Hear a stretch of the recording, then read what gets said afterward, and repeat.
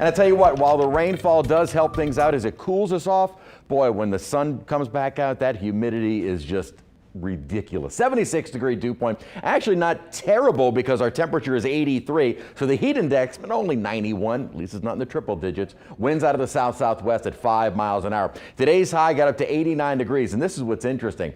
8:31 was our high. About a half hour later, the low for the day because of rainfall. And sometimes you don't need much. We only picked up 3/10 of an inch at Kenner, but it was enough to really knock those temperatures. So while we were in the upper 80s earlier this morning, most of the day was in the 70s and low 80s, and only in the low 80s outside right now. We then started to see, after our morning rain and clouds, some late clearing. There's some sunshine outside, along with still a few thunderstorms on radar. This had been kind of a loose complex of showers that moved across the river parishes, and now as it is over Lake Maurepas, moving toward Killian, and may continue through Livingston, St. Helena. Well, some thunderstorm activity, which also may clip into in Tangipahoa Parish, where we've had some showers in St. Tammany and Washington.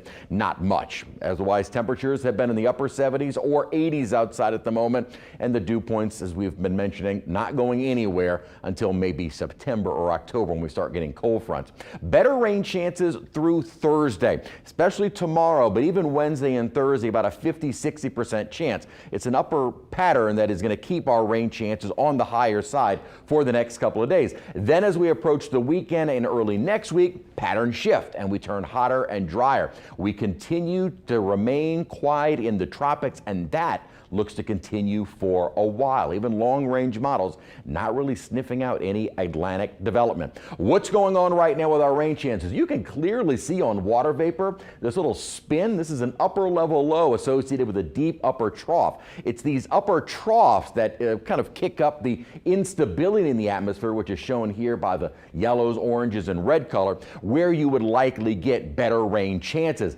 And this upper troughing pattern is something which continues until about Thursday. After that, we start to see big upper ridging build in. That will really limit just how much rainfall we see. Now, what could help us out is going to be the position and strength of this high. Notice this is the instability. Around an upper level high, winds are clockwise. You still could get some little upper disturbances kind of moving in from the east going through the weekend, but if the upper high is strong enough, it would prevent showers and thunderstorms from trying to develop into the atmosphere, so essentially cutting off rainfall. So our rain chances I have much lower, still keeping them in the forecast, but much lower toward the end of the week and weekend because of that upper ridging. Right now, it's upper troughing is the pattern, and that keeps our rain chances on the higher side. That will be winding down through the rest of this evening and tonight. I think we'll start off tomorrow with probably a sun-cloud mix, and then showers and thunderstorms get going, mainly with afternoon heating, but kind of like the last couple of days, sometimes these showers get going early in the morning.